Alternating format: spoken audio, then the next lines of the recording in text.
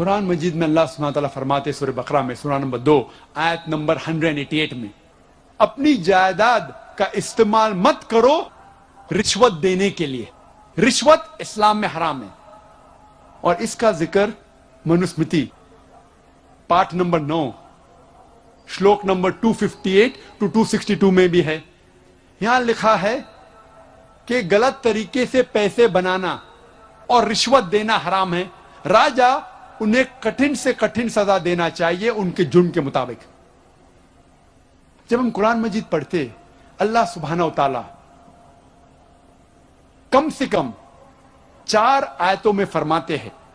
سورہ بقرہ سورہ نمبر 2 آیت نمبر 173, سورہ مائدہ سورہ نمبر 5 آیت نمبر 3, سورہ انعام سورہ نمبر 6 آیت نمبر 145 اور سورہ نحل میں سورہ نمبر 16 آیت نمبر 115 میں حرمت علیکم المیتۃ والدم ولحم الخنزیر وما اہل لغیر اللہ بھی. آپ کے لیے حرام ہے مرا ہوا جانور, خون, خنزیر کا گوشت, سور کا گوشت اور غیر اللہ کے نام کا کھانا. جس کھانے پہ اللہ کے علاوہ کسی اور کا نام لیا گیا ہے خدا کے علاوہ وہ آپ کے لیے حرام ہے. جب ہم پڑھتے ہیں ہندو دھرم کی کتابیں اس میں بھی لکھا ہے منوسمرتی میں پارٹ نمبر 5 شلوکا نمبر 19 میں اس میں لکھا ہے کہ برہمن سور کا گوشت نہیں کھانا چاہیے, خنزیر نہیں کھانا چاہیے, اس کے لیے حرام ہے. وشنو سوترا میں لکھا ہے پارٹ نمبر 5 شلوک نمبر 49 میں اگر کوئی خنزیر کا گوشت بیچتا ہے, سور کا گوشت بیچتا ہے, اس کا ہاتھ یا الٹے پیر کاٹنا چاہیے. قرآن میں بھی لکھا ہے کہ سور کا گوشت کھانا حرام ہے, لیکن کہیں بھی نہیں لکھا ہے کہ اگر کوئی سور کا گوشت بیچتا ہے تو اس کے ہاتھ اور پیر کاٹنا چاہیے. ہندو دھرم کی کتاب میں لکھا ہے وشنو سوترا میں پارٹ نمبر 5 شلوک نمبر 49 میں اگر کوئی سور کا گوشت خنزیر بیچتا ہے اس کا ہاتھ یا پیر کاٹنا چاہیے. اسلام میں مرد اور عورت کے لیے حجاب کے بارے میں لکھا ہے. اسلام میں مرد اور عورت کو حجاب کرنا چاہیے. اس کا ذکر ہے سورہ نور میں سورہ نمبر 24 آیت نمبر 30 اور 31 میں, اور کئی جگہ صحیح حدیث میں اس کا ذکر ہے, اور قرآن مجید میں سورہ احزاب سورہ نمبر 33 آیت نمبر 59 میں ہے. مختصراً سے اس کے 6 نقطے ہیں حجاب کے. نمبر 1 وہ ہے سطر, ایکسٹینڈ. آدمی کا سطر ہے ناف سے لے کے گھٹنے تک, یہ حصہ ہمیشہ ڈھکا ہوا رہنا چاہیے. عورتوں کے لیے سارا جسم, صرف چہرہ اور ہاتھ دکھا سکتی ہے, اس کے علاوہ سارا جسم ڈھکا ہوا ہونا چاہیے. یہ ہے سطر عورتوں کے لیے. باقی 5 نقطے مرد اور عورت کے لیے سیم ہے, یکساں ہے. دوسرا پوائنٹ, دوسرا نقطہ, کپڑے جو پہنے جاتے ہیں وہ پتلے نہیں ہونا چاہیے, ٹرانسپیرنٹ نہیں ہونا چاہیے تاکہ لوگ کپڑے کے تھرو دیکھ سکیں. تیسرا, کپڑے چست نہیں ہونا چاہیے تاکہ جسم کا ڈھانچہ دکھے. پہلے کے علاوہ باقی 5 نقطے آدمی اور عورت کے لیے یکساں ہے.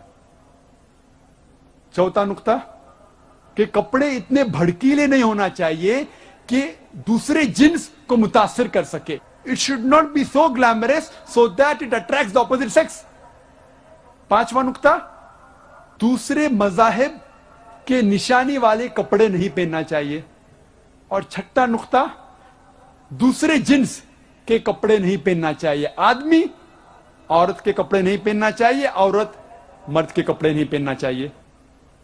جب ہم ہندو دھرم کی کتابوں کا مطالعہ کرتے ہیں آپ کو حجاب کے بارے میں جس طریقے سے اسلام میں لکھا ہے الحمدللہ ہندو دھرم کی کتابوں میں بھی ویسا لکھا ہے. رگ وید کتاب نمبر 8 پاٹھ نمبر 33 منترا نمبر 19 میں لکھا ہے, اے عورت, برہما نے تجھے عورت بنایا ہے اسی لیے نظر کو نیچی کرو اور جو آپ کے کپڑے جسم کو چھپا رہا ہے وہ جسم کا حصہ مت دکھاؤ. رگ وید میں لکھا ہے किताब नंबर 10 पाठ नंबर 85 मंत्रा नंबर 30 में आदमी औरत के कपड़े नहीं पहनना चाहिए। महावीर चरित्र पाठ नंबर 2 सफा नंबर 71 में लिखा है, श्री राम कहते हैं अपनी बीवी श्रीमती सीता से, जब परशुराम को देखते हैं, श्री राम श्रीमती सीता से कहते हैं, परशुराम अपने बुजुर्ग है, आप नजर नीचे करो और पल्लों को सिर पे ढाको, put the well yourself and low your gauge. जब हम पुरानी किताब पढ़ते हैं कॉइन एज के बारे में, सिक्के के बारे में, कॉइन के बारे में ऑफ गुप्ता एज, इसमें कई फोटो है जिस पे दिखाया गया है कि पुराने जमाने में सिक्कों पे औरतों के फोटो होते थे और कई हिंदुस्तानी औरत, इस भारत देश के औरतें अपना सिर पल्लों से ढकते थे और ये वेल और ये पल्लो कई बार कोनी तक आता था। आज की तारीख में भी, आज भी अगर आप जाएंगे कई गांव में औरतें सिर को पल्लों से ढकते हैं, जिस तरीके से इस्लाम में लिखा है। वक्त की किल्लत होने की वजह से एक और हिंदू धर्म और मजहब इस्लाम में यकसानियत का जिक्र करूंगा। इस्लाम में मर्द को एक से ज्यादा शादी करने की इजाजत है, मैक्सिमम सबसे ज्यादा 4 बीवी रखने की इजाजत है, उससे ज्यादा नहीं। और अक्सर लोग इसके बारे में मजाक उड़ाते हैं, ओ एक से ज्यादा बीवी करने की इजाजत है, और हम मुसलमान जवाब नहीं दे सकते। इसका सही जवाब मेरे बाकी तकरीर में सुनिए। अभी वक्त कम होने की वजह से मुझे तकरीर को खत्म करना है चंद मिनटों में। क्यों इस्लाम में एक से ज्यादा बीवी करने की इजाजत है, आप मेरी तकरीर सुनिए। वुमेन्स राइट्स इन इस्लाम, खवातीन की हुकूक इस्लाम में, या मिसकंसेप्शन इन इस्लाम, इस्लाम के बारे में गलतफहमी। लेकिन मैं ये वादे करना चाहता हूं इस तकरीर में कि हिंदू धर्म में भी हिंदू को एक से ज्यादा बीवी करने की इजाजत है। ये इंडियन गवर्नमेंट ने 1954 सन 1954 में स्पेशल हिंदू मैरिज एक्ट में कहा, हिंदू मर्द एक से ज्यादा बीवी नहीं रखना चाहिए। इंडियन गवर्नमेंट ने कहा, हिंदू धर्मशास्त्र ने नहीं। हिंदू किताब में कहीं भी नहीं जिक्र है कि आदमी एक से ज्यादा बीवी नहीं रखना चाहिए, कहीं भी नहीं जिक्र है। मैं तालिब इल्म हूं कंपैरेटिव रिलीजन का, तकाबुल मज़ाहिब का, कहीं भी नहीं लिखा है। जब हम रामायण पढ़ते हैं उसमें तस्किरा है श्री राम के वालिद का, पिता का, किंग दशरथ, राजा दशरथ, उसकी एक से ज्यादा बीवी थी। जब हम महाभारत पढ़ते हैं श्री कृष्ण का जिक्र है, श्री कृष्ण के कितने बीवियां थी? 4, 10, 100, 16,108। जब श्री कृष्णा के 16,108 बीवियां हो सकते तो मुसलमान के 4 क्यों नहीं हो सकते? और विष्णु सूत्रा में लिखा है पाठ नंबर 24 में, मंत्रा नंबर 1 में, श्लोक नंबर 1 में कि ब्राह्मण 4 बीवियां रख सकता है। क्यों इस्लाम में इजाजत है? आप मेरे बाकी तकरीरें सुनिए। मैं तकरीर के अंत में कुछ नुक्ते वाजे करना चाहता हूं तकरीर खत्म करने के पहले, बहुत अहम है, वरना तकरीर it will not be complete, मुकम्मल नहीं होगी। इस देश को, हमारा मुल्क भारत, इस भारत को अंग्रेजों ने इस भारत पे हुकूमत किया 60 साल पहले, और कई सालों तक अंग्रेजों ने इस भारत पे हुकूमत किया। आए थे तिजारत करने के लिए, लेकिन उनकी एक पॉलिसी थी डिवाइड एंड रूल, बंटवारा करो और हुकूमत करो। इसके जरिए हमारे देश भारत पे हुकूमत किया, बर्बाद कर दिया हमारे देश को, लूट लिया हमारे देश को। ये अंग्रेजों ने आए थे तिजारत करने के लिए, लेकिन लूट लिया हमारे देश को। और हमारे तहजीब, हमारे भारत देश की तहजीब को खराब किया। इसीलिए 19वीं सदी में, 19वीं सदी के शुरू में कई हिंदू रिफॉर्मर्स आए, मतलब हिंदू علم رکھنے والے لوگ جو ہندو دھرم میں جب ملاوٹ ہونے لگی ہمارے تہذیب میں اس کو صحیح کرنے کے لیے آئے، اسے کہتے ہیں انگریزی میں ہندو ریفارمر۔ اسلام میں مرد کو ایک سے زیادہ شادی کرنے کی اجازت ہے، میکسیمم سب سے زیادہ 4 بیوی رکھنے کی اجازت ہے، اس سے زیادہ نہیں۔ اور اکثر لوگ اس کے بارے میں مذاق اڑاتے ہیں، او ایک سے زیادہ بیوی کرنے کی اجازت ہے، اور ہم مسلمان جواب نہیں دے سکتے۔ اس کا صحیح جواب میرے باقی تقریر میں سنیے، ابھی وقت کم ہونے کی وجہ سے مجھے تقریر کو ختم کرنا ہے چند منٹوں میں۔ کیوں اسلام میں ایک سے زیادہ بیوی کرنے کی اجازت ہے؟ آپ میری تقریر سنیے، وومنز رائٹس ان اسلام، خواتین کی حقوق اسلام میں، یا مسکنسیپشن ان اسلام، اسلام کے بارے میں غلط فہمی۔ لیکن میں یہ واضح کرنا چاہتا ہوں اس تقریر میں کہ ہندو دھرم میں بھی ہندو کو ایک سے زیادہ بیوی کرنے کی اجازت ہے۔ یہ انڈین گورنمنٹ نے 1954 سن 1954 میں اسپیشل ہندو میرج ایکٹ میں کہا ہندو مرد ایک سے زیادہ بیوی نہیں رکھنا چاہیے۔ انڈین گورنمنٹ نے کہا، ہندو دھرم شاستر نے نہیں۔ ہندو کتاب میں کہیں بھی نہیں ذکر ہے کہ آدمی ایک سے زیادہ بیوی نہیں رکھنا چاہیے، کہیں بھی نہیں ذکر ہے۔ میں طالب علم ہوں کمپیریٹیو ریلیجن کا، تقابل مذاہب کا، کہیں بھی نہیں لکھا ہے۔ جب ہم رامائن پڑھتے ہیں اس میں تذکرہ ہے شری رام کے والد کا، پتا کا، کنگ دشرتھ، راجہ دشرتھ، اس کی ایک سے زیادہ بیوی تھی۔ جب ہم مہابھارت پڑھتے ہیں شری کرشن کا ذکر ہے، شری کرشن کے کتنے بیویاں تھی؟ 4، 10، 100، 16,108۔ جب شری کرشنا کے 16,108 بیویاں ہو سکتے تو مسلمان کے 4 کیوں نہیں ہو سکتے؟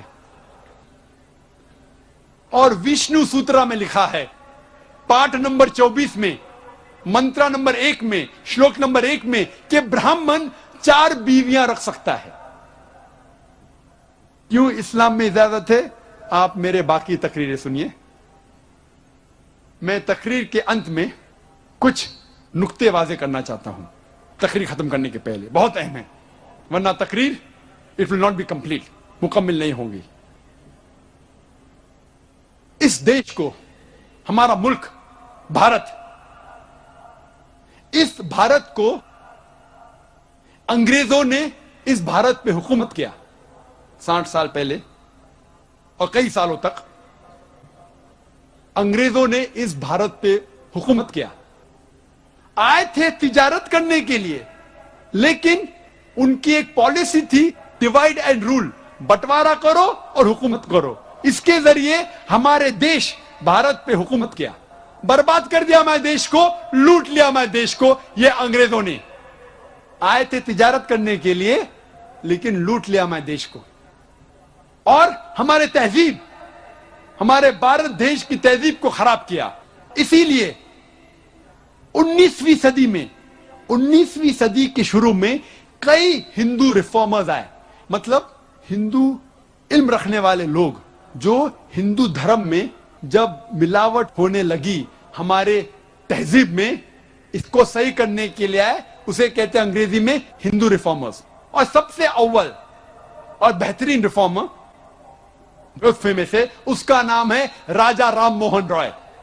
راجہ رام موہن رائے کی پیدائش ہے 1772 کی، اور راجہ رام موہن رائے نے مہارت پائی انگریزی زبان میں، پرشین میں اور عربی زبان میں، اور وہ سخت خلاف تھے ستی کے۔ عورت، بیوی اپنے آپ کو اپنے شوہر کے پیر پہ جب اسے جلایا جاتا ہے، جب اندر جاتی ہے جل جاتی ہے زندہ، اسے کہتے ہیں ستی، اس کے خلاف تھا۔ راجہ رام موہن رائے نے کوشش کی اپنشد کو پھیلانے کی۔ انہوں نے کہا کہ اپنشد کے ٹیچنگز ہے جو سکھایا گیا اپنشد میں، اس کے مطابق ہمیں زندگی جینا چاہیے، اور وہ سخت خلاف تھے بت پرستی کے۔ انہوں نے ایک کتاب لکھی سن 1803 میں، तोहफा उल मुहाजिदीन, एक किताब लिखी पर्शियन में, तोहफा उल मुहाजिदीन। इसमें लिखा कि भगवान खुदा एक ही है, बुत परस्ती गलत है, वो पॉलिथियज्म अनेक खुदा के खिलाफ थे, खुदा सिर्फ एक था। उन्होंने कहा और इस किताब में लिखा कि बुत परस्ती हराम है, अवतार गलत है, भगवान इस जमीन पे रूप लेके नहीं आता है, इंसान का रूप धारण करके नहीं आता है। और राजा राम मोहन रॉय ने लिखा कि जात पात कास्ट सिस्टम गलत है, ऊंच नीच जात पात गलत है। और उन्होंने कायम किया एक इदारा जिसका नाम था ब्राह्मो समाज। और ब्राह्मो समाज के ट्रस्ट डीड में राजा राम मोहन रॉय लिखते हैं कि इस ट्रस्ट के बिल्डिंग में कोई भी बुत, कोई भी स्टैच्यू, कोई भी स्कल्पचर, कोई भी कार्विंग, कोई भी फोटो, कोई भी पेंटिंग और इसके जैसी चीज इस बिल्डिंग में नहीं आएंगी। वो इतना खिलाफ थे बुत परस्ती के।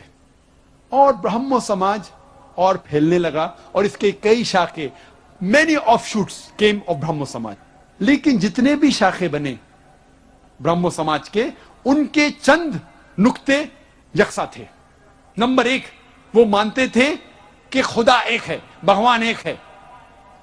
दे वर अगेंस्ट पॉलिथियज्म, अनेक भगवान के खिलाफ थे।